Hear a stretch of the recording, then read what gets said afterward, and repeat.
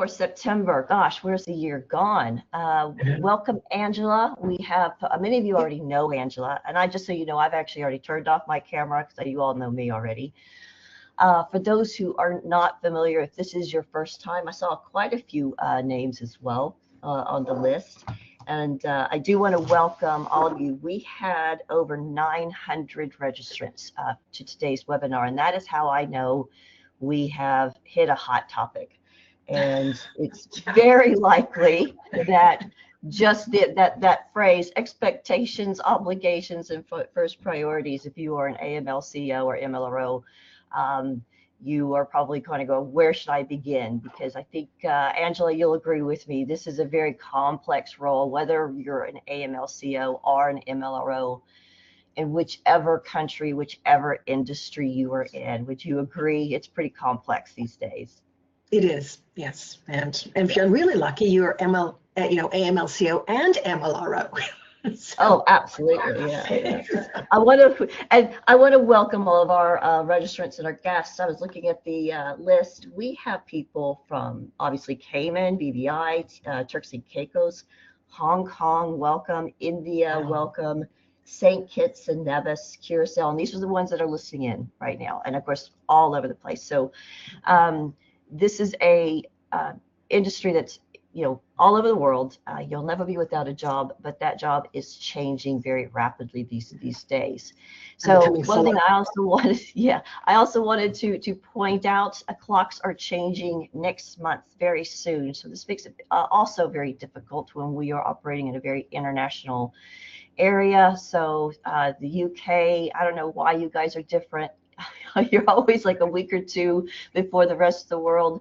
And then, of course, some countries do not observe the time changes. So I just wanted to point that out and just kind of remind everybody that even though the clocks change only twice a year, this particular role in AML, it is changing, it seems, daily. So we get used to it, don't we? A little bit of housekeeping before we do begin. This is training and informational purposes only. It is not legal advice. I am not a lawyer. Angela, you're not a lawyer, right? Are you a lawyer? I'm not a lawyer, no. Not a lawyer. Former teacher, not a lawyer, former teacher. Yeah. This lasts approximately 1 hour. You can use the questions box to post any comments. The recording and slides will be made available. It is sent to all registrants. It's also on our website. I'll provide more details there. A certificate of attendance will be sent automatically 1 hour after the end of the broadcast. And there are some new topics coming up in October as well. And like I say, we may speak the same language.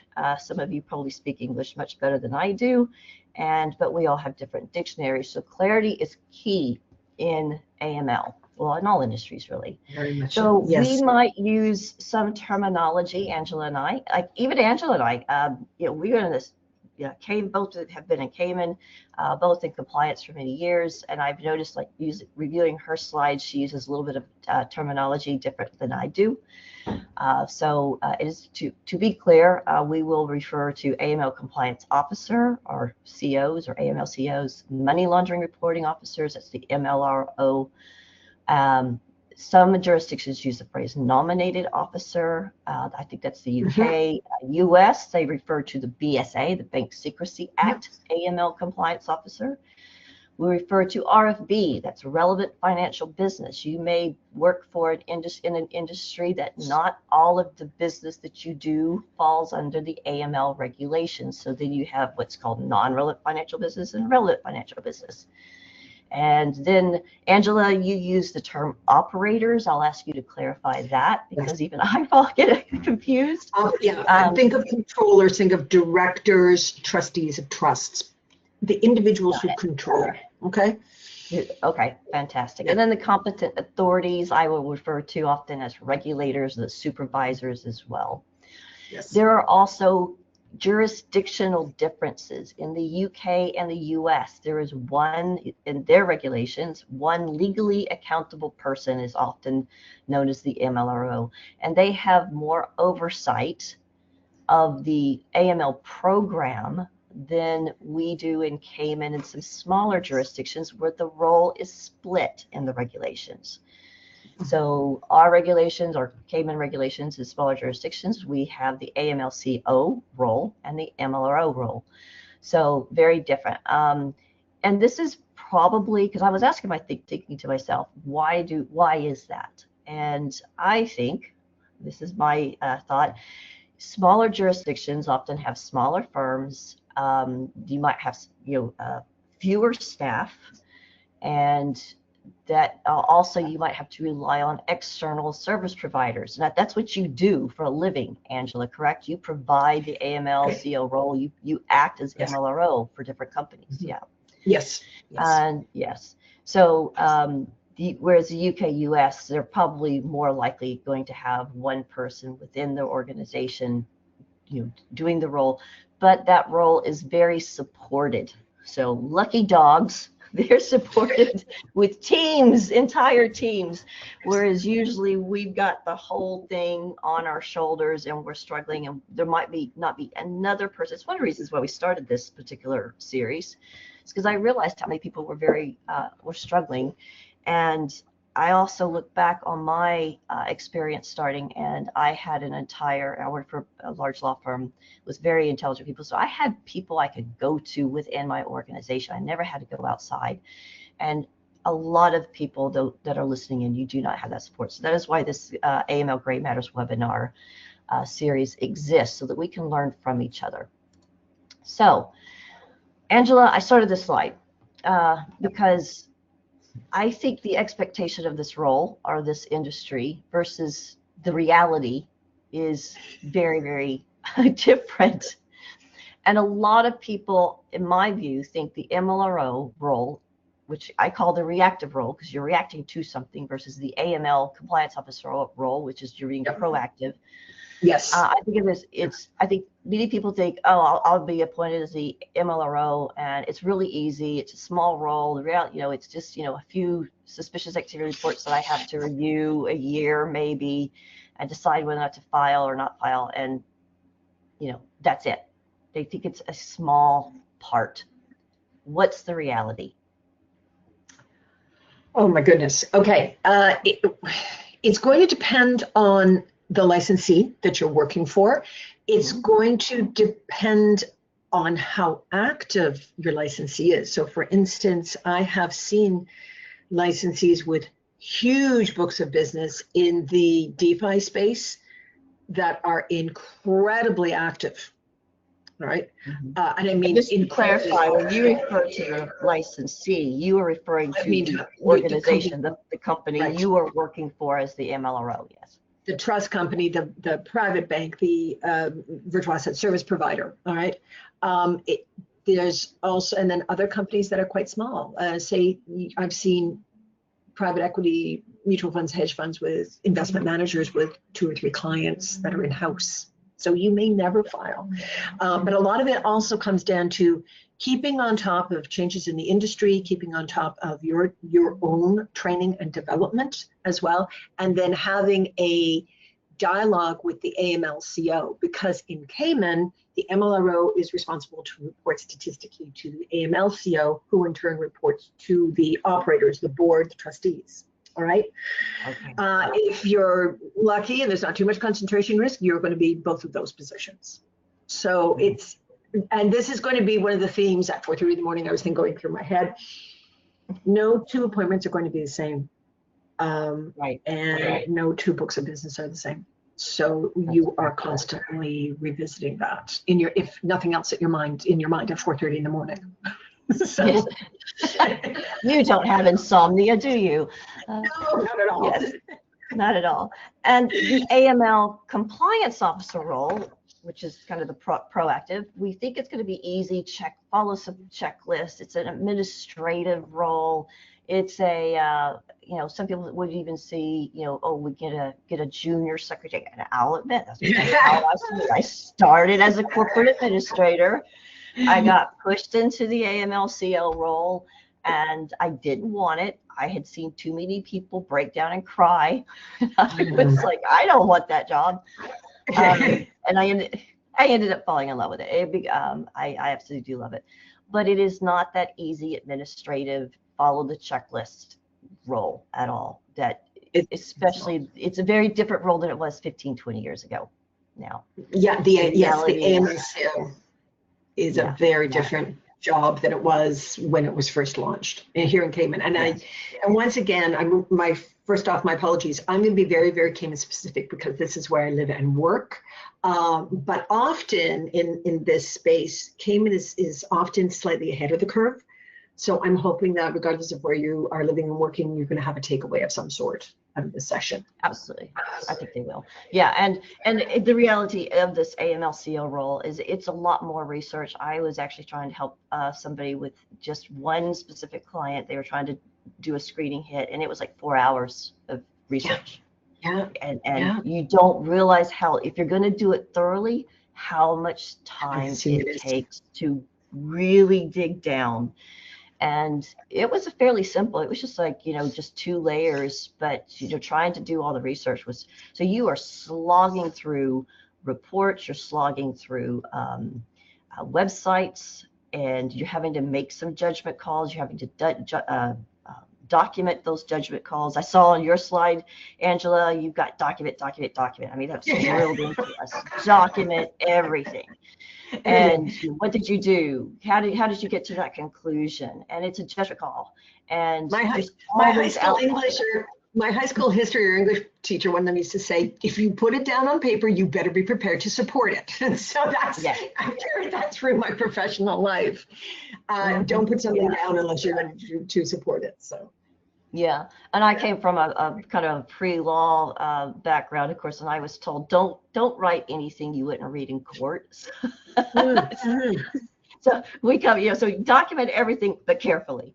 So and again, there's what I call the outliers. There's always going to be some situation that just falls outside of all of your previously documented policies and procedures.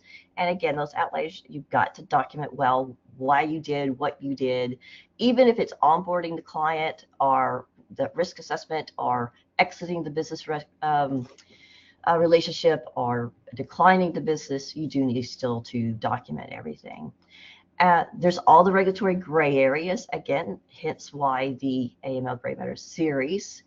The regulators, the FATF, they cannot document. They understand that every industry is a little different, every firm's a little different. You could be the same type, you could be in the same industry, in the same jurisdiction, and your competitor is down the street, but you'll have just enough nuances in your how you provide your services that your policies procedures will be very different from your competitor. And your book of business and your risks might be very different. Yeah, same licensee, right? Or same license.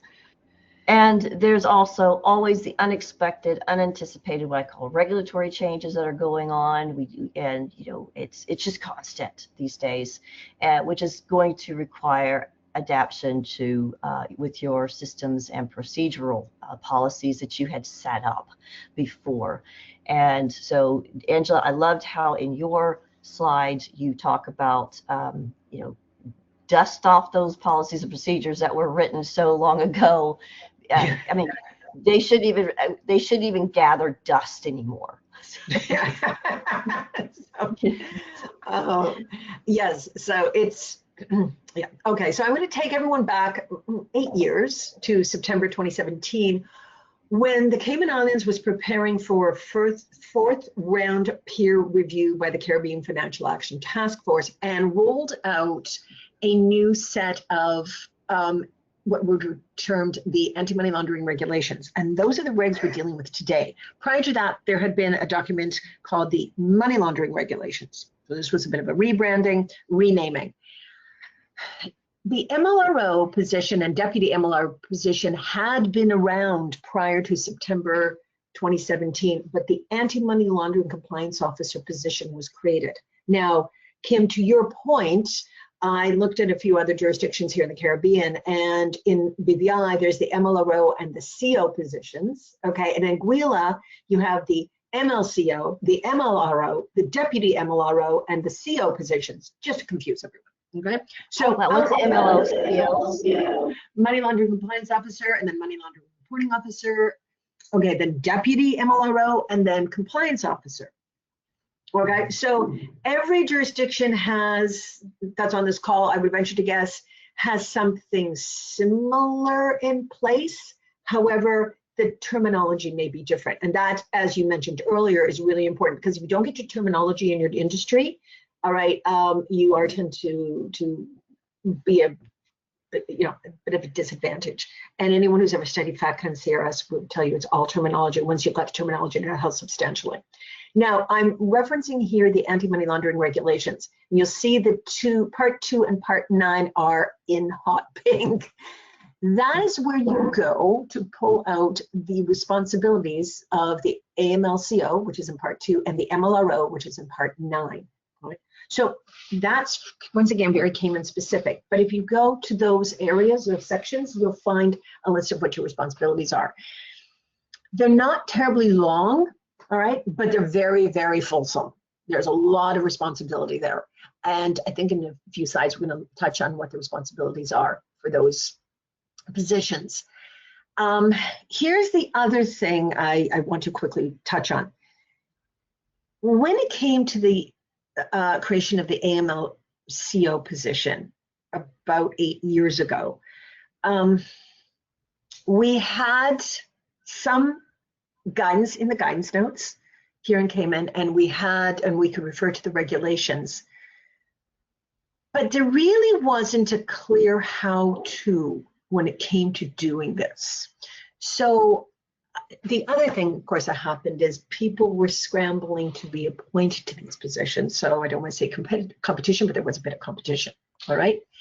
And in doing so, everyone in this space needed to make a determination as to how they were going to tackle this role. And I'm hoping that we'll be able to touch on this a little later on, but it's been very interesting. Once again, going back to my high school and university days, where it was drilled into us, if you're writing anything, you need to be able to support it. You need to write reports that are clear and concise. You have to take into consideration the reader, and the reader is going to be the operator. And the AMLCO in Cayman reports directly to the board or the trustees or the general partner of a partnership, okay, the controlling person or persons. So you have to make sure that who you're writing for is able to understand your report, all right? So I have seen over the years a number of reports, and a lot of this comes down to being stylistic, right? So although I've been doing this for 8 years, my reports are constantly expanding, not necessarily changing in style, but expanding, okay? Are you expanding the information that you're providing to them, or are you expanding how it's presented? Like, I'm trying to do more visuals and actually shorten, okay. but with okay. more visuals, because people are so time starved, sensitive, okay. and it's not even just the sensitivity. It's that we've got so much. I mean, especially boards and executive levels. They have 1,000 things to think about. Compliance is just one of the 50 things on their list that day to address. And they're usually going to be focusing on the very critical. So they just want to know what's critical, what needs my attention right now, what can I put off. So I try and do what we call it more of a traffic light. This is red, this is yellow, this is all green, kind of thing. But are the topics that you're including expanding? Like, for instance, when you speak to red, yellow, green, I'm thinking executive summary at the top or at the beginning. Okay. Yes, I wouldn't even write an executive summary anymore. Yeah, and the appendices in the back, which support the comments you make in your report. The other thing is, I really like to present my report to the operators. That gives them an opportunity to actually hear what I have to say and understand the report. And I'm no fool. I know that not everyone reads the report, so I'm no fool. So that's why doing the presentation is also really important. So a lot of this is going to come down to understanding what you are comfortable with putting in the report, understanding what your responsibilities are when you write this report, and being able to support everything that you put in there, okay? And then going back to these regs, I don't know if anyone can see me, I copy the regs, going back to these regs, pulling out part 2, and then addressing everything that's outlined in part 2 when it comes to the AMLCO position. So you've got that. Should the regulator walk in, you have that document that has been sent to the board, and you've, because you as AMLCO are reporting to those people, right? So you want to make sure that you are covered. Many years ago, I think a lot of it has to do with. Sorry. Sorry about the feedback we're getting. But yeah, I think a lot of it has to do with because I do come at it very differently, because I'm thinking it more from being a tech company that we're doing more of the this is what's going on in the system. But I do remember when I was a compliance officer in MLRO and I was writing my weekly reports, I was just trying to keep them updated. I did not have to do big board presentations. And I do know some people do, as you mentioned, present the presentation or present the report to the board so they can ask questions and it's more engaging. And I do like that. If I was a board member, I would definitely want some of that. So yeah, I think that is, again, where everybody's a little bit different. Every firm's different. And so don't think one way is better than another. And Angela, I know your slides have got a lot of information. So I do know the camera's still on. If you want to take your camera off, so then that way anybody whose screen has your camera and the slides, then, or if you don't want to touch it, I know we were having, oh, there you go. Okay. Yeah, okay. So then this slide does a really quick overview of what the responsibilities, basically proactive, reactive positions of the AMLCO and MLRO. The one thing I did want to point out, in Cayman, we have a list of what's referred to as relevant financial business. And when you go to the end of the Proceeds of Crime Act, I think it's called Schedule 2, it actually lists out relevant financial business, which can be loans companies, virtual asset service providers, banks, trust companies, trusts, etc., fund administration firms, and funds. We have approximately 30,000 funds, pieces of private equity, mutual funds, hedge funds, SPCs registered here in Cayman. All of those need an AMLCO, an MLRO, and DMLRO, okay? But relevant financial business also includes real estate agents and brokers, okay? Dealers of precious metals and stones. So it goes right through insurance, private life insurance companies, insurance managers, everything. So being a consultant, we see all these industries. I do speak with AMLCOs and MLROs out there who are specific to the fund industry, which totally makes sense if they're working for a fund administrator or if they're working for, say, a law firm that provides this type of service. They may be entrenched into the fund space only. My company's not. We're right across the board. And as you can well imagine, every report is different. So yeah, we do a lot of writing. so that is a very, it's been really interesting. And one of the takeaways for everyone is, please, when you onboard a client in this space, know your client, know your customer, know what they do. Okay, which goes back to first priorities, right? So this slide is really important. Kim and I, you and I discussed this last week or the week before when we were chatting. The title of the session is First Priorities, Obligations, and Expectations. Oh my goodness, that's one slide and it's all jammed in here. So this slide is very high level. It says nothing and it says everything, if that makes any sense to you whatsoever. First priorities. First of all, you need to make sure you're appointed, okay? Because you would be amazed out there. You'll find out, oh yeah, Angela, I thought you were in this position. They'll say, no, there's no contract there. We talked about it, but no, I was never appointed. So that's really, really important. So get your contract in place. Now, however, if you're not consulting the way I am, or the way Kim is, you would probably be appointed in-house. So let's go to, say, a private bank. It's very possible that one of their staff members in-house will be appointed. But you want to know that you are in that position, all right? So you need to also know the type of entity. Once again, if you are ensconced in the fund space, you are going to have or should have a good understanding of funds, mutual funds, hedge funds, private equity, SPCs, what their risks are, et cetera, et cetera. And you will, all right? However, if you are out here in the industry and you're providing consulting, or you're moving industries, you need to know the type of license that this entity may hold. You may find out that company A, may hold 3 different licenses. Are you appointed to those 3 different licenses? Are you also dealing with the banking and the trust and the fund admin, right? What do they do? Who are their clients? You need to know all this. Get to know your client. I spend a lot of time building a profile when I take on a client, so I understand what they do and where they are. Is the client registered or regulated? And who's the regulator? So, for instance, if I'm dealing with a real estate agent, SEMA is not the regulator here in Cayman. It's the DCI, the Department of something.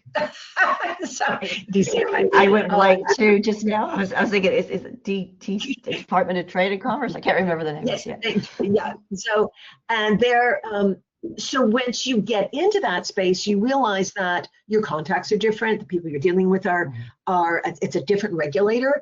They have a slightly different approach to things. So it's really important that you know who the regulator is. Okay. What is your appointment? So, for instance, Kim, you may only be appointed as AMLCO, and I may be the MLRO. You may not have both appointments, and there's always 2 people in Cayman for the 3 different positions. Once again, in Anguilla, I think it's also, I think you need 2 people for the 4 positions. And so every jurisdiction, you need to look back and see what the responsibilities are and how these responsibilities and positions are divvied up or divided out. Okay, so next point is, who's your regulator? Okay, we've discussed that. Also your timeline and scope. Are you the first person appointed to this position? So for instance, is this a startup? What do you need to know? How do you get all this organized? Or are you being appointed as the MLRO for a company that's been around for a while? In which case, you know, what information are you going to want? Are you going to want the SARS logs, the past SARS that have been filed? Are you entitled to that? If you're AMLCO, you're coming in and you're not MLRO or DMLRO, who are those people? How do you get in touch with us? Keep in mind, MLRO is responsible to report in Cayman statistically to the AMLCO. Okay, so you need to have some sort of dialogue there. You need to be able to get a hold of that person. And that's really, really important. So with one of the things I include in my report, but I don't think it's completely necessary, but I do every report I do. Actually, for the directors, I put out, here's who your AMLCO is, your MLRO, your DMLRO. This is how you get in touch with them.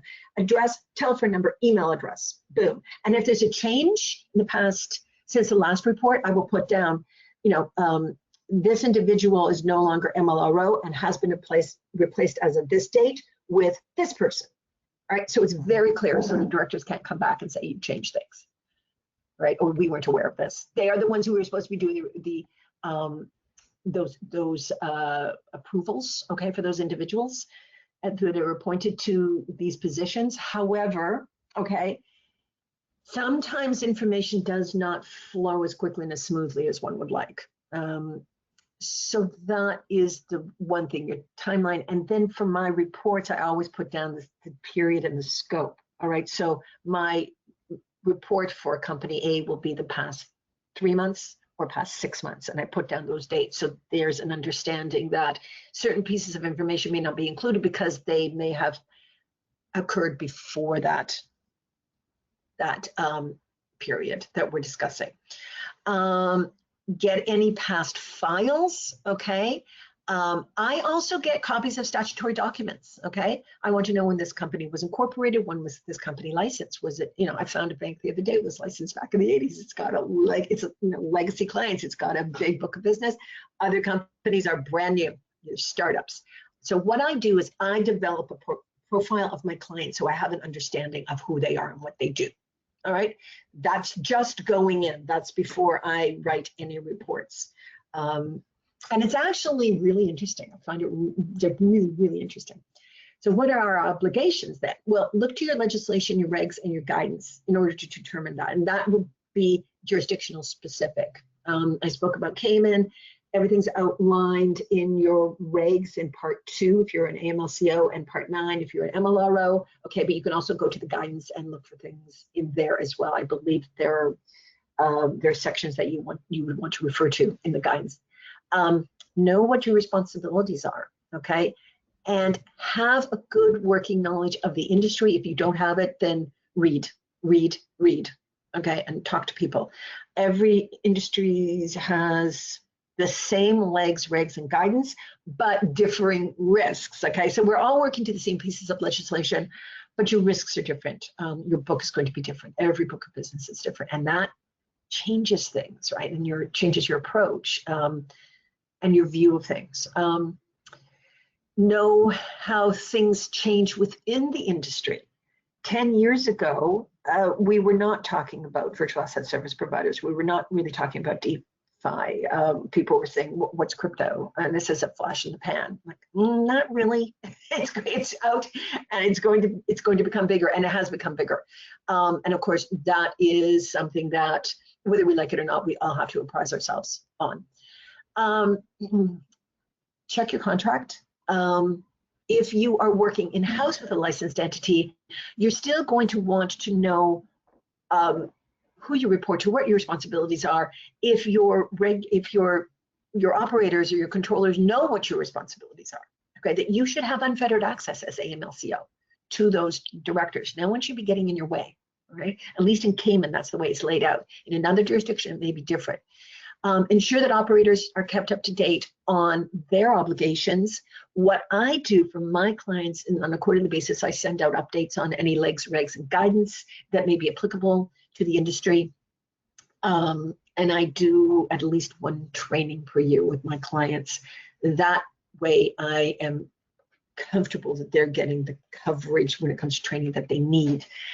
If they choose to train more, that is fantastic. That is great. But that falls to the individual. Now your expectations. Okay, so you notice, Kim, how I've put like a little line between these two? There are 3 points above and 3 points below. Okay, so the first is the expectations on the part of the controllers or the operators. Okay, they would expect that the person that they're appointing should have appropriate experience and knowledge or be able to at least gain that. And once again, if you go back to September 2017, I think we all sat around and went, whoa, okay, all right, how are we going to do this, right? And it's developed since then. It's been 8 years. But there are always new people coming into the industry and being appointed to these positions, and their learning curve is sharp, but we need you out here because there are thousands of pieces of business out here across the jurisdictions. Now, for me, or for anyone who's doing this independently, we need to have adequate professional indemnity insurance. And there also is a need for good knowledge of the legislation regs and the ability to apply that appropriately to the industry where you are appointed as an AML officer. Okay, so you need to have an understanding. So it's important that the the board knows that you have that understanding, that you have that good knowledge. So they are appointing someone who is willing to either learn that industry really quickly or has experience in that industry. When it comes to use the AMLCO and MLRO, you need to have the independence to report. You can't be pressured, all right? So the AMLCO and Cayman can report independently to the board, all right? They shouldn't have to jump through hoops. They need to have unfettered access to documentation. So if I'm the MLRO, I want to make sure that I have access to all the documentation I need in order to develop my MLRO external report. I also need to know that the staff and the controllers of the licensed entity or piece of relevant financial business knows how to get in touch with me and can report to me without being concerned of any retaliation, okay, losing the job, etc. So that's why it's really important that the MLRO make it very clear that they will do what's right, okay? As MLRO, remember, you report statistically to the AMLCO in Cayman, all right? There has to be an appreciation of the risks involved with the appointment and the knowledge of responsibilities. So it's clarification question. Sure. So the MLRO reports to the AM Compliance Officer. Okay, so AMLCO, I thought I had yes. heard it the other way around. In Yeah, and then the Cayman. AMLCO reports to the board in Cayman. So, and statistically only. So I don't know what you put into your reports, but my report will be this past quarter or this past reporting period, there were 0 internal suspicious activity reports and 0 external. Okay, and then I also will include, no, 0 production orders received, 0 SARs currently open with the FRA, and 0 closed, or whatever the stats may be. Okay. Okay. All right. Now, I said that you and I would approach this very differently, and this is my approach. This is my first priorities. I thought I would put it out there. And again, I come at it very differently. You come from an education, and you used to work for the regulator, didn't you? And you used to work for lawyers. And I used to work for lawyers. Fair enough. But my career path was, legal secretary, corporate admin, corporate secretary, compliance analyst. I can't remember all the different roles. And I even noticed, like, you had your job description, on that one line on the previous page. It's like, check your job description. I'm like, I don't think I ever had a job description. It's like I was just hired and boom. I'm sure it's been formalized. If someone has listed you with the regulator here as the MLRO, and you say, but wait a minute, you never appointed me. How did this happen, right? Well, that I can understand, but as far as like, when it's like, well, your first job, because I think most of us here would probably have to agree that say, all right, I consider myself, I was support staff, just onboarding, checking boxes. I've got the ID, I've got the passport, I've got everything to comply with the regulations. And then it was like, oh yeah, I'm supposed to be training people. Okay, how do I train people? Having to learn that. How often? But nobody ever said, okay, we want you to do at least 1 training session a year, or we want you to update on the manuals. It's just kind of like I would start looking at the regs. Oh, I guess I should go check this manual and things like that. Now that I'm in the IT, because I've now since gone into IT with Silo. And I'm learning more about the IT stuff. The very first thing, if I was in a position where I was working for a private industry, I'm coming at it from I'm an employee of a private industry, private company, not a consultant. First thing I would want to do is, well, what systems are they using? And I'd want to, as an AML Compliance Officer, so this is the second half, I would want to look at all the configurations, who's got access to those. I'm thinking in terms of how quickly everything changes. And I'm going to use Cayman's, what's it called? The nature of business. And this is nothing to do with AML regs. This has to do with registrar companies, their new nature of business list. It's almost like because all these stuff, they all fit together at the end of the day. And so if I have to go in and make a change to a system, can I do it? How quickly can I do it? Is it going to require development time, or is it something I can do myself? What kind of auditability and tracking? I'm going to be looking at systems, and I'm going to be looking. I will onboard myself, and I did do this actually when I first started. I onboarded myself to see how difficult or easy the process was. Yeah, and then I tracked it, and I kind of considered, it's like, okay, then who's doing this on the back end? Who's doing that on the back end?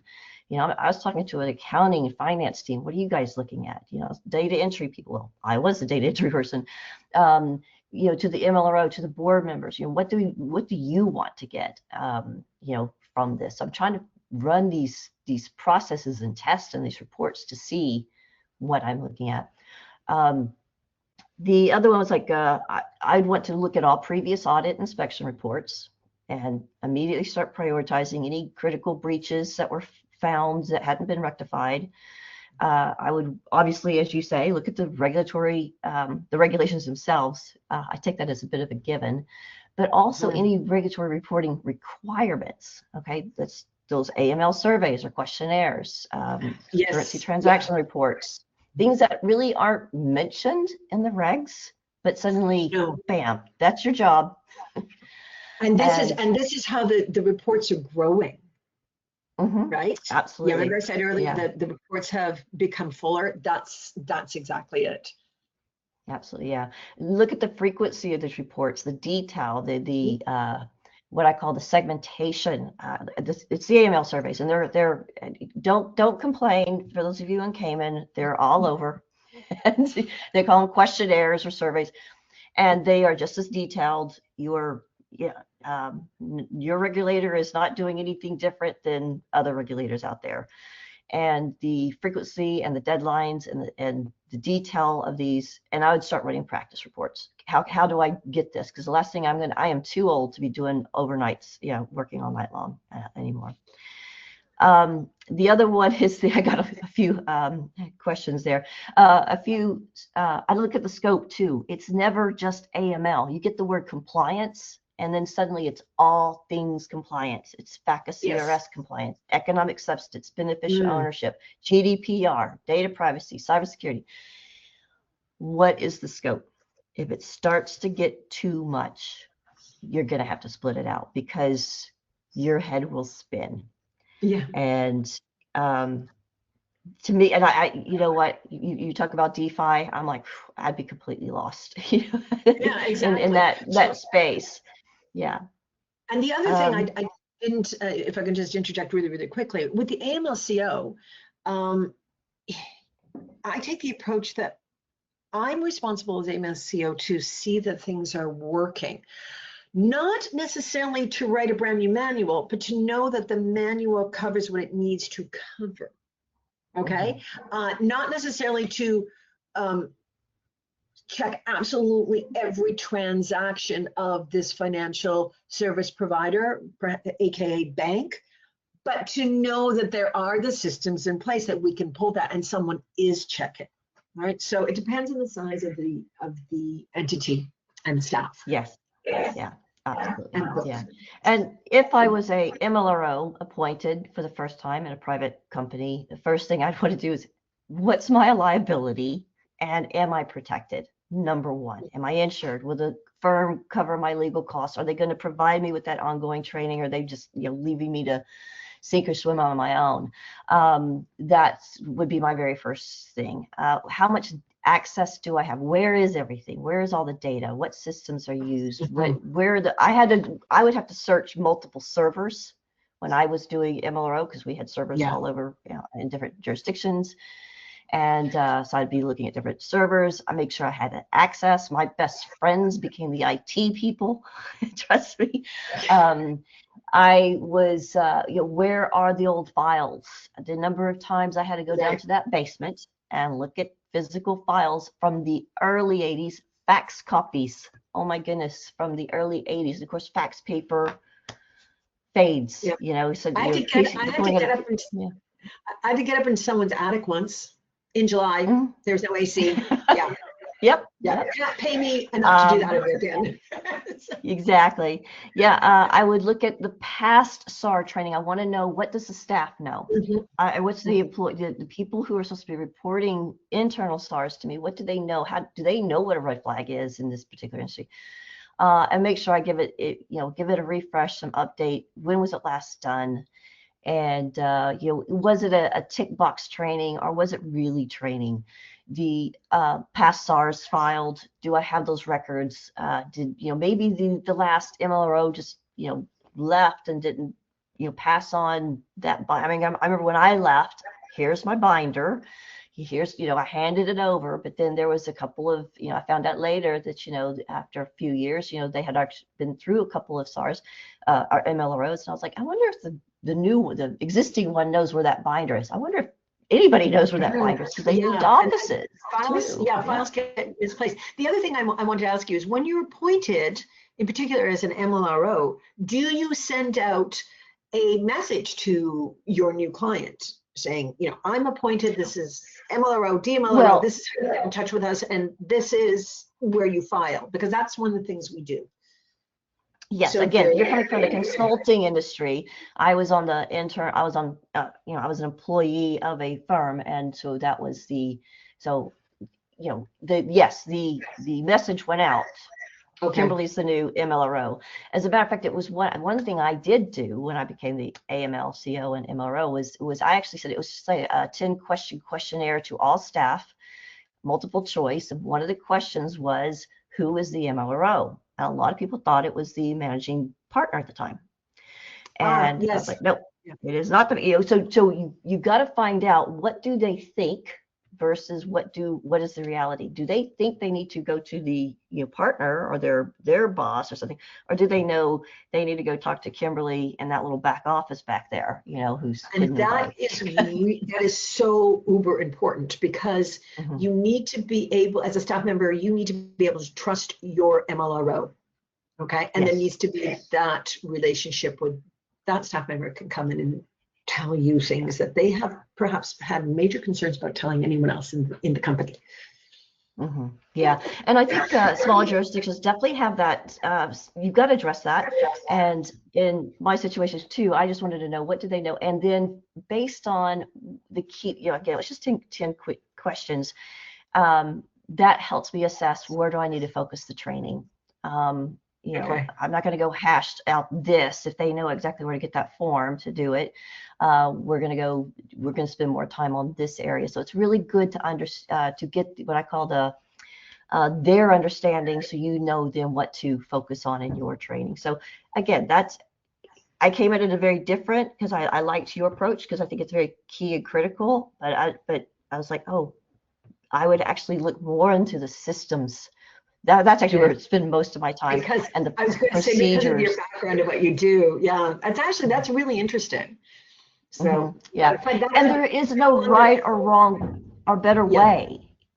And I think that's what most people need to understand. Your background is that's what you're strong in, so you're going to do it one way, and you're going to do it a completely different way.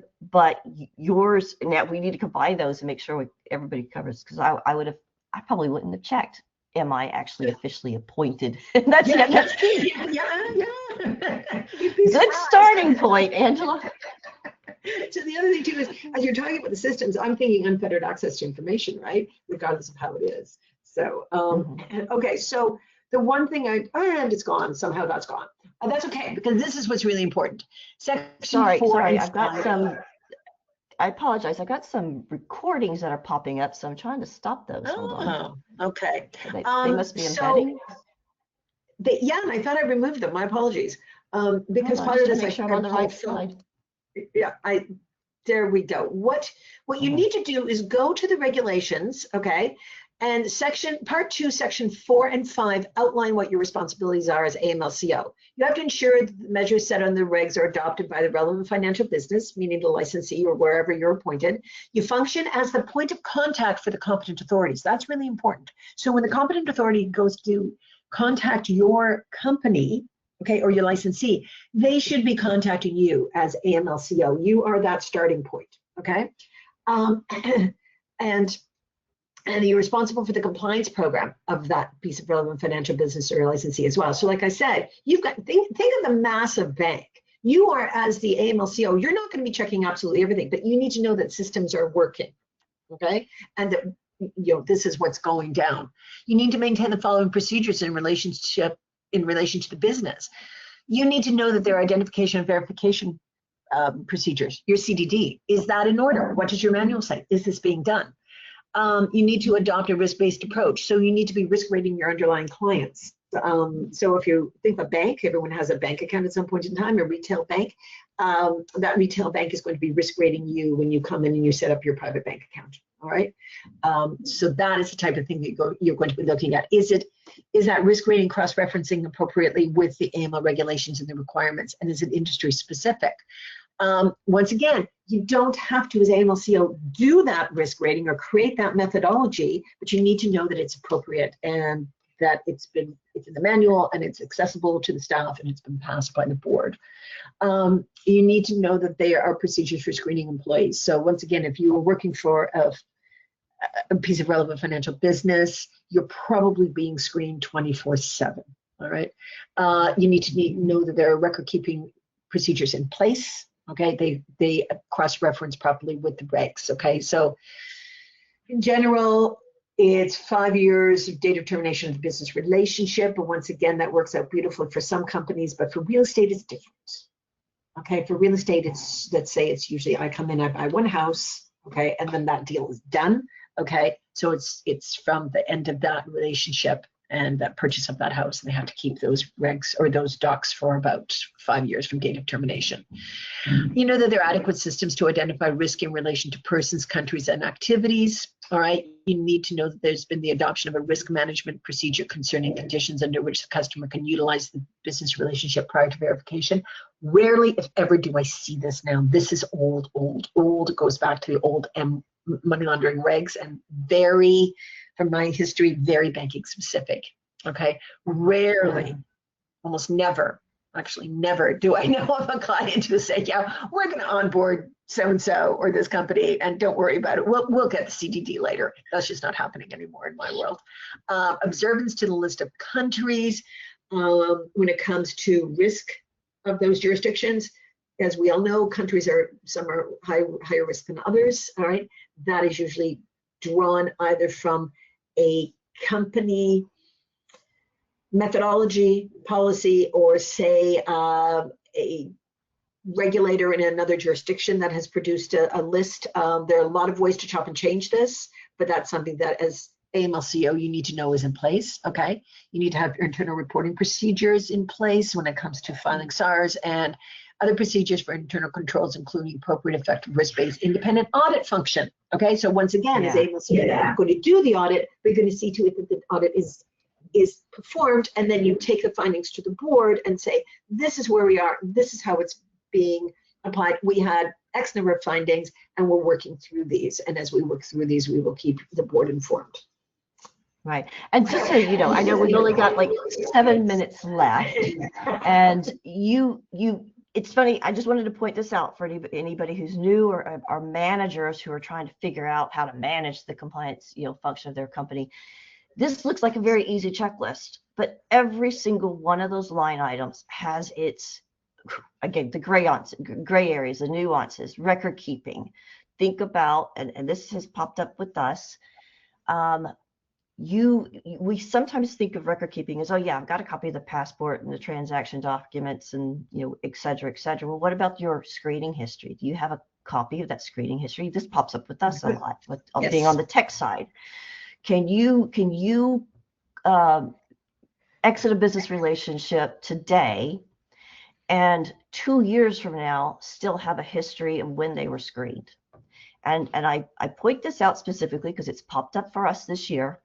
And one person said, the regulators are getting more sophisticated because they're asking for that kind of stuff. Sorry, regulators, if I'm revealing your secrets, but that's 3 years ago, 4 years ago, we were not asked to provide copies of screening history on closed clients 2 years after they had been closed.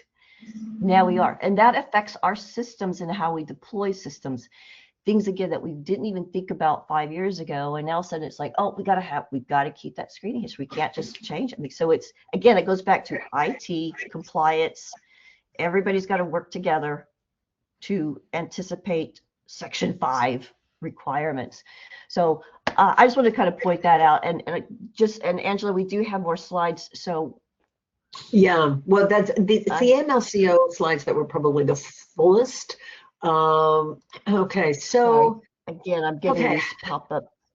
So the MLRO and the DMLRO. So basically your DMLRO deputizes when the MLRO goes away and there's a report, but it is a very similar position. You are to maintain all SARS and non-SARS reports and records and logs, okay? You need to keep on top of potential new money laundering typologies, anything unusual. You need to ensure that your staff are aware that they are able to report to you, okay? You are to take this seriously. I have had a number of reports, and I think only 3 times over the past 15, 20 years have I not filed, okay? But the other thing I do strongly suggest is if you are going to file with a SAR, provide your MLRO as much information as possible, okay? That's gonna make his or her life a lot easier. I do remember once taking 12 hours to pull together a SAR, 12 hours, and what it came down to was the person reporting didn't understand that there wasn't really a risk there when we actually looked closely at it. You do function independently from the operators. You can file a SAR as an MLRO. Actually, anyone in the world can file a SAR, Okay, but as an MLRO, you don't have to tell the operators you're filing. Right? Ensure your staff members are adequately trained and aware of their reporting procedures and what their responsibilities are, and then you report statistically to the AMLCO. All right, so it isn't as fulsome, but at the same time, it's in a sense, it's just as important, or perhaps even more important. Right.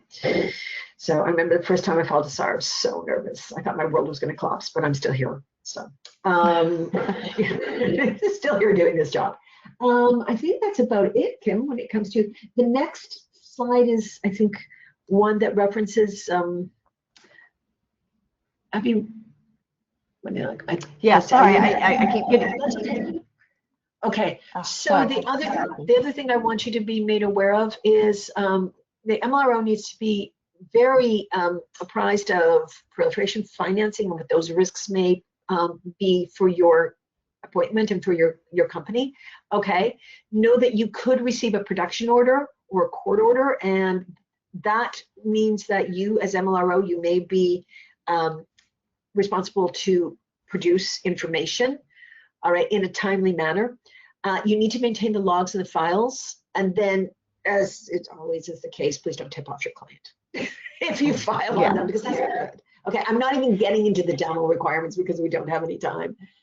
Yeah, so and just again, also make sure you've trained the employees who file internal SARs. They can't tip off too, because and give them guidance on how to avoid that, because that was very hard. That was, I do remember the one of the hardest ones I had was, of course, I was in London at the time, and we had the 7-day waiting, wait 7 days before you can do anything. So screaming and yelling and threatening a lawsuit. There's a great case, by the way. I can't remember the name. I want HSBC versus Shaw, I think is the name of the case to read, where a client had, I think they sued HSBC because of a transaction. They must have lost some money or something in a transaction because they didn't get their money or something happened. I can't remember the details. But the reality is that the HSBC had filed a SAR on this particular person, and so they couldn't do anything under UK's regime. And of course, he didn't know that and things like that. So I think it was found in favor of HSBC. Again, I can't remember the exact case, but it was something I had to study when I was doing the certification. But do give guidance on how to avoid if they get pressure. This is probably going to be mostly impacting things like fund administrators who are trying to, people, when people want their money, they want it yesterday, not 7 days from now, and then they don't understand why they're not getting it right away. So you have to go. I mean, I think we had to kind of tell the client that particular person who was dealing with that had a medical emergency or something like that. So it's like, just turn off your phone, don't answer the phone, things like that. So that was back in the day. A couple of questions. One, somebody is asking. Tracy, you're asking, are you saying that we should be screening? I'm sorry, and I think I have to read the whole thing here. Are you saying that we should be screening 5 years post-relationship in, or just that we should possibly be able to retrieve the screening 5 years? And it wasn't 5 years, Tracy. I'm just saying this is not a regulatory requirement. It's just that I've seen I've had a audit where a file had been closed for over a year, and that particular file had gotten picked, and they wanted to see the screening, let me see, the initial screening date and the last screening date for that particular client. That it was that simple, but it was like, we had to go in and look through the system to get that information because it had not been actually kind of on a printed file. We've since changed that in our system, but that is something that came up, and of course it had never come up before. So every single audit that I see people go through, it seems to be a little bit deeper. And the last closed clients, definitely. Yeah, but it's good in a way. I mean, yes, it's stressful, but it's like, that's a really good thing to do, So it's making us strengthen our systems and strengthen our procedures, and so yeah, it is good. Let me see. I think how does the new? Oh yeah, okay. Somebody else is asking about the Defense Against Money Laundering regime, and again, no time. There is actually a webinar on the Cayman Defense Against Money Laundering regime. It's on the website, so under past recordings. And if you are new to that, it is very different. Again, I was used to it in London, so I was not, so I was a little like, oh yeah, people are in Cayman aren't used to that. So, and it depends on your industry, things like that. And just quickly, what we're doing in Cayman apparently is very closely related to what is going on in the UK and has been for a long time. Basically, if you file an external SAR and a transaction, a movement of money or funds is attached to that, you have to freeze those assets for 7 business days, okay? And file what's called a DAML-SAR. Okay, so you request the basically the power to move that money. Now, it's possible that the FRA will come back and say, go ahead, okay? Or if you do not hear anything for 7 business days from the FRA, then you can go ahead. But once again, this comes down to document, make sure that you've got everything in order and you filed your SAR and then a DAML-SAR, which we in our office have created an extra page to request a DAML-SAR. There are times when I will file and no money is moving, so you wouldn't need a DAML-SAR in that situation. Yeah. So clear as mud. Yeah, and it does get to again those nuances, and in each jurisdiction is a little bit different. That's in Cayman, UK. They both have that 7-day waiting period, and then again, it can be very nuanced. Somebody else is asking, why is it important to continuously screen clients when the account is fully closed? That is not. I don't think we said that. Did I say that? I didn't say that. No, I didn't.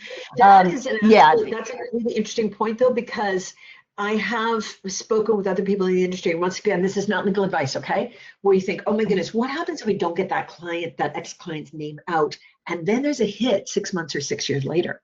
Am I responsible to report? So that's why one of the things some of my clients are doing is when they exit a client, all right, they will remove the names of that client and its controlling persons, etc., from their database.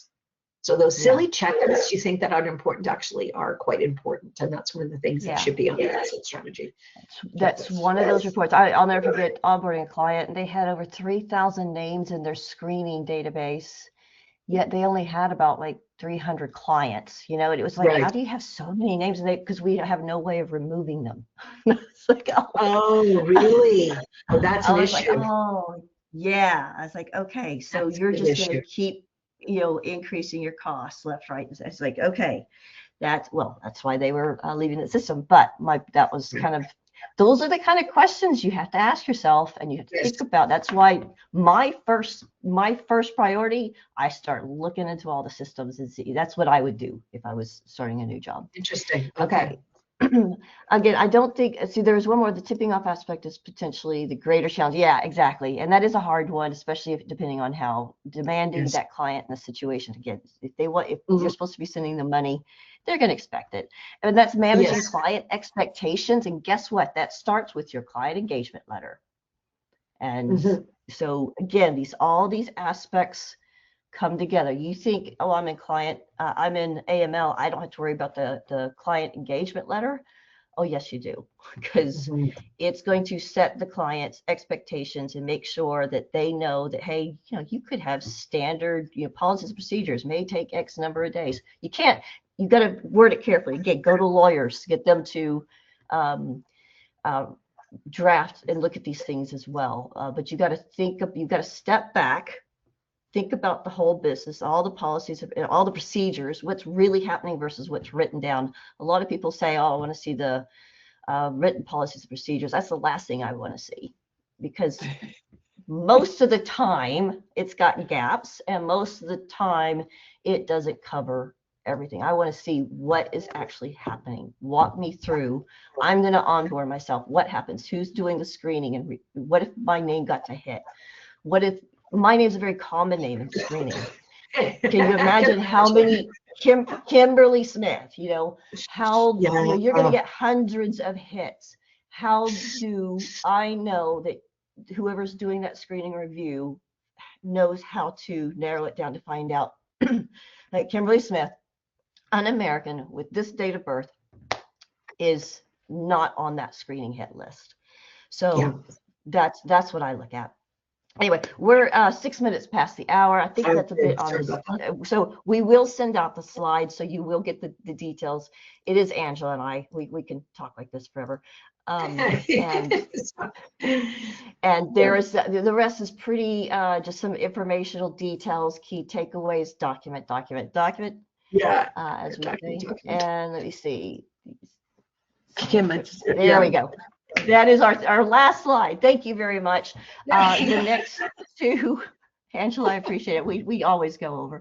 The next two topics were going to be the expanding scope of sanctions compliance. That's 8th of October. Please join us for that. AML internal audit. I think it's preparedness, getting ready for one. My marketing team has also suggested we do something on with the Halloween coming up. They said, how about Nightmare on AML Street? And I just oh my gosh, that sounds about right. Yes. And if I could just sorry, and the one thing that you and I discussed is I have been approached by someone on the island, and if anyone's interested, please let either Kim or myself know, doing an actual workshop where we get some AMLCOs together and we talk about how to design wink, wink, nudge, nudge, the perfect AMLCO report. If anyone's interested, reach out to me because I'm happy to run a workshop. They'd be like just, 10, 12 people and we can talk about it. Yeah, because those do require, and I realize a lot of people rely on this webinar series for their continuous training. It is the workshops where we can dive into that kind of stuff.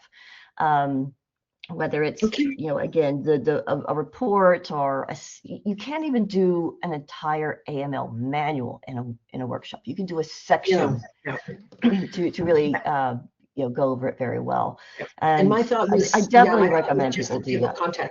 Yeah, and because it's in those workshops that people exchange ideas, information, and you get 2 or 3 people, 3 or 4 people working in a group, they will come up with a really great table of contents. And that was my initial thought. So you're not taking anyone's intellectual property, you're just banging out ideas, and you can take that back to your company and hopefully build your AMLCO report or better it. Yeah. So if you're interested, drop me an email. I'm at angela.mele@riskpass.com, or like most of you, just run into you at the grocery store. Exactly. And and I definitely recommend doing that. And I've got a couple of people already saying that they're very interested in a workshop like that. Cool. Yeah, so that'd be great. If I ever get touched, I can do it online, but we're going to do it in person first. Exactly. And for those asking, you will receive the recording, yes. And I apologize, I completely forgot to issue any polls. We had them. Oh yeah, that's right. Yeah. We didn't issue any polls. But we'll get. Sorry, all the tech issues at the beginning kind of threw both of us off a little bit, but we got through. And let me see. Somebody was asking, do you get the recording? Yes. And I think that's it. We will send a link to the next webinar topics. So keep an eye out. It usually takes a day or two for the emails to go out with the recordings, and you can get a copy of the slides as well. If you go to the silocompliance.com website, there is an AML Gray Matters tab at the top, and that's where you can see old recordings as well as sign up for new sessions. Again, thank you so much, everyone, for joining us. I know we always rush through these things, and we never cover the detail that's needed, but again, this is that's what the workshops are for, I guess, because that's where the real learning happens. And I think that's it. Thank you again, and I will hopefully see everybody 8th October. Feel free to share this, your invites to anybody. We encourage you to share. We keep this free because we know how much those in the industry need to have this support. And Angela, thank you so much. It's always fun. Anytime. It's always fun. And I love this industry. I encourage people to join this industry. We need very good, hardworking people. And we have to support each other very, very much. And so thank you, Angela, for all you do in sharing your knowledge, and for all the others who do too. Thank you so much. Great. Well, And thank you, Kim, for Tom. arranging for this. Thank Okay. you. Bye, everyone. Yeah. All right, we'll talk soon. Bye. Thanks, everyone. Bye.